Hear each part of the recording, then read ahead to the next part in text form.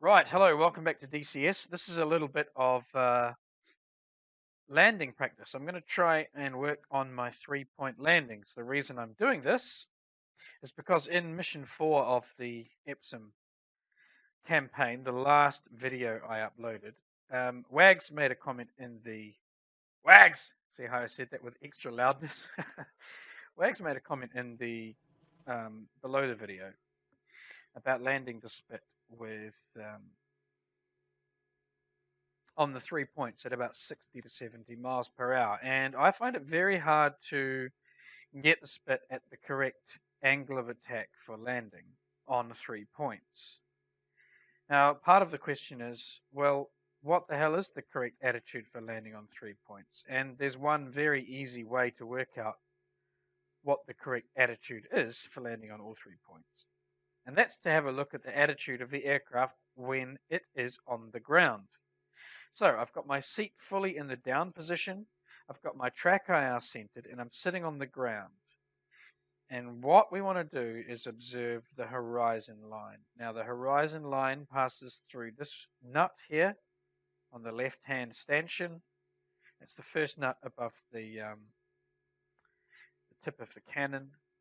It goes across and it passes through basically the base of the gun sight no-hole. So this is the kind of the gun sight base section, and just at the bottom of that, the no-hole. This is the no-hole thing. The horizon runs through the base of that, out the other side, and then through that nut there on the right-hand stanchion. So theoretically, when I land, in order to touch 3 points, that's the attitude I have to maintain. The horizon running through that line there. Now, I've set this airfield up exactly the same as it is in Mission 4 of the EPSOM campaign. So I'm at Saint Croix, and I have overcast conditions at 3,000 feet, and I have 9 or 10 miles per hour of wind on a bearing of about coming from 240, 250. So a slight, we'll say a west-southwester. So what I'm going to do is I'm going to spawn in on finals. Now I apologize for my voice. I've picked up a cold. So my nose is blocked, so I probably sound like a dick. But yeah, so ignore that if you can. We're going to try some 3-point landings, and we're going to try and see if we can hold this attitude. Let's go. Okay, we've spawned in at 1,500 feet. I'm looking for the airfield.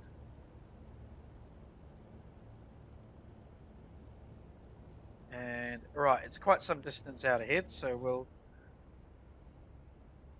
put some power on.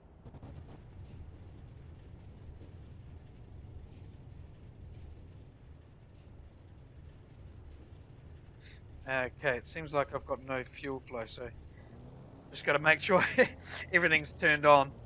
It spawns and it will sync the controls with my HOTAS system, so it's just going to change the controls to what I've got set on HOTAS. Okay, so we're on, say, where are we? We're on a medium approach. I'm going to climb a little bit here because I come in quite steep normally. Getting a bit close to the cloud base there. Now the airfield is off there, just at the 1 o'clock. Full fine pitch, check the brakes are off, yes they are. Throttling back a fraction, reducing speed, we'll hit 160, then we'll bring the gear down. Just trimming out now. Left rudder trim. Right, I need the track IR centered now, and I need to make sure the seat is in the fully down position. So our attitude for landing is going to be about there. The horizon about there. That's what we want on touch. So let's get ourselves set up now. We've got sufficiently low airspeed. Gear coming down now. Flaps now as well. We'll slow this thing down.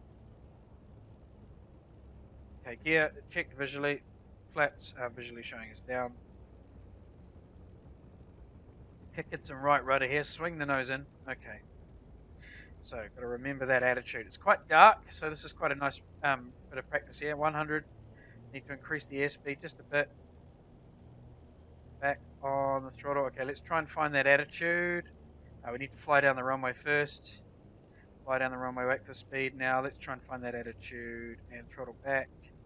Too high.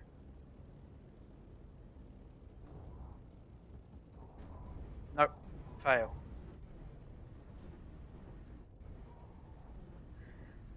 Okay, although kind of made amends. All right, let's try again. So I need a bit more engine, bit more airspeed. Let's run that again. Reflight. It's quite hard to hold that attitude is my issue. I try and hold the nose there. It's really difficult, especially when the lighting's low as we have here. It's a bit difficult to see. Okay, let's just check get the fuel on. Bring the flaps up and the gear up because they are automatically trying to drop down. Yeah, flaps are up and gear is just about up. We got external views? Yes, we do. We might look at some of these landings on the track replay as well. I think I can move the spawn point closer to the airfield. It's quite far away. Right, full fine pitch, reduce to about -2.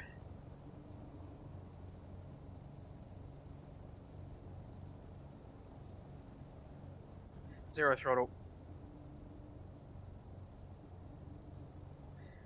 Check the brakes are in the fully off position. Okay, centering the track IR, making sure the seat is fully lowered. 160, let's put some gear down, bit of throttle on. I want to come in a bit faster this time. Flaps and pull the nose back. Okay, right, runway's out there ahead of us. Very fast now, 150, let's throttle back.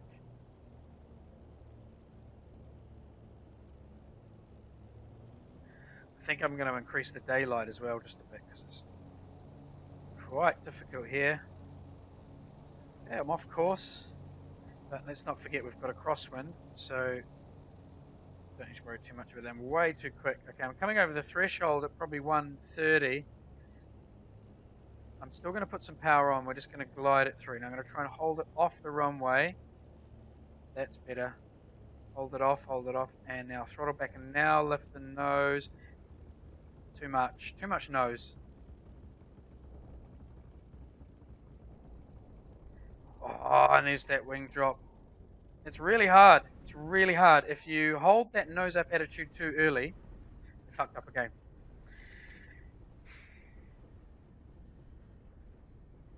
Honestly, trying to land it on these three wheels, if you hold that nose up attitude while you've still got airspeed, the airplane just gets airborne again. It will not sink down onto the runway with the nose up. So let's try again. I'm going to increase the lighting a fraction, and I'm going to. Was there something else I was going to do? Yeah, move the spawn point closer. Okay, in we go. Gear is up, flaps are up. Airspeed's coming back. I've got the field along 12. Center the track IR, make sure the seat's fully down, which it is. A bit more light now, so it might just be a fraction easier to judge the height above the runway.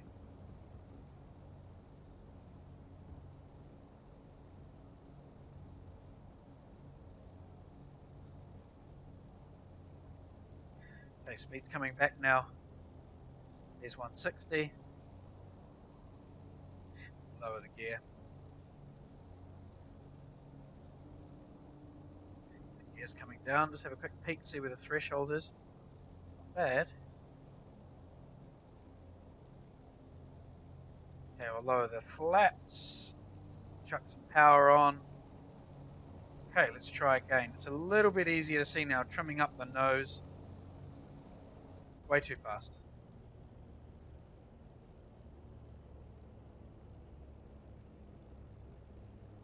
Okay, that's better. Coming across the threshold at about 120, that's tolerable. And a bit of power on. Got a little light crosswind here.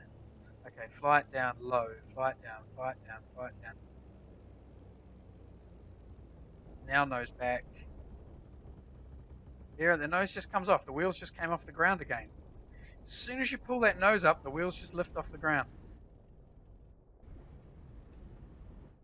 And then you have to deal with all of this.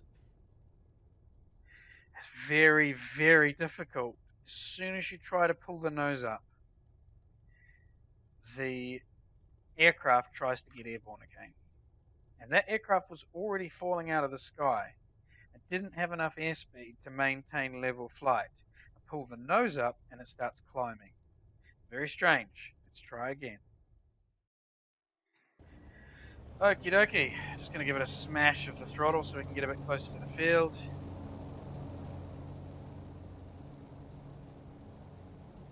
Right. Let's actually raise the gear and the flaps here before we kill ourselves or stall into the ground. Oh, that's better. I'm going to check that the gear is coming up. Come on.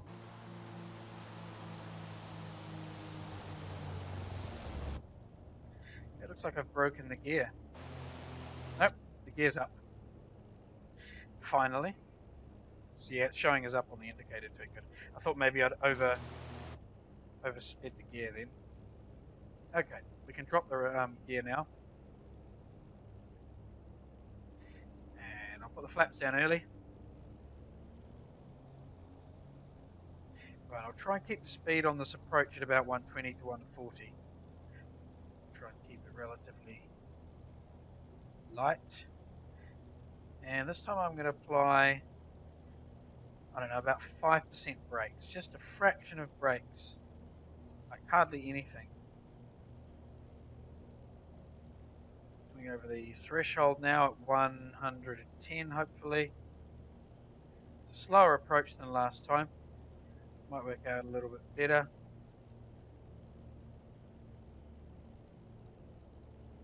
Okay, now we fly level. Just holding level. No, holding level still.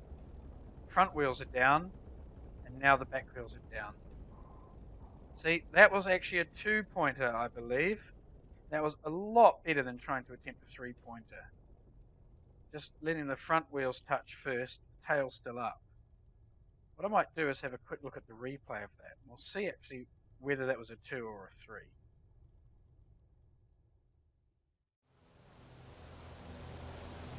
Right, here we are on short finals.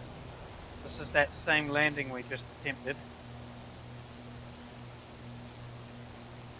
And according to the HUD, I've got a minus 4-degree pitch, which is giving me an angle of attack of 1.2 to 1 degrees, which is nice and shallow. Here we come over the fence at 97 knots and over the threshold at 92. Now, how many points do we get down?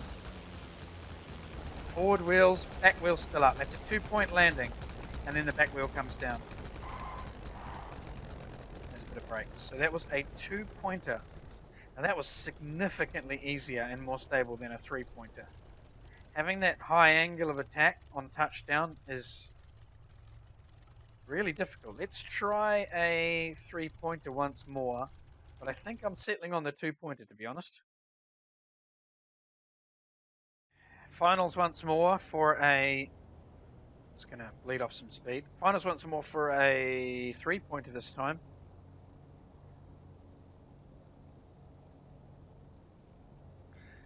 And I'm going to go for something slightly lower than that actual angle of attack I was using when I was on the ground. So I'm going to try something a little bit more modest. Maybe the top of the gun sight, no hold on the horizon rather than the bottom. Anyway, we can put the gear down now in the flaps. Get some airspeed off, 140. I'm going to point a little bit to the left of this runway just because of the crosswind. That's better. Okay, bit of power on now. Just on 100 showing here. I'm fully zoomed out and my seat's in the down position. And here we go, across the threshold now. Okay, fly it down, and we're going to go for a slightly higher angle of attack out there. Well, that wasn't too bad. That wasn't too bad. We're a little bit quicker then, but that's a better angle of attack. So that time, I landed with the top of the gun sight on the horizon. Now, because your head moves around a bit when you're flying, there may have actually been a better attack. So maybe actually the angle of attack on touchdown should be around here. Let's see if that was actually a three-pointer. This will be the test.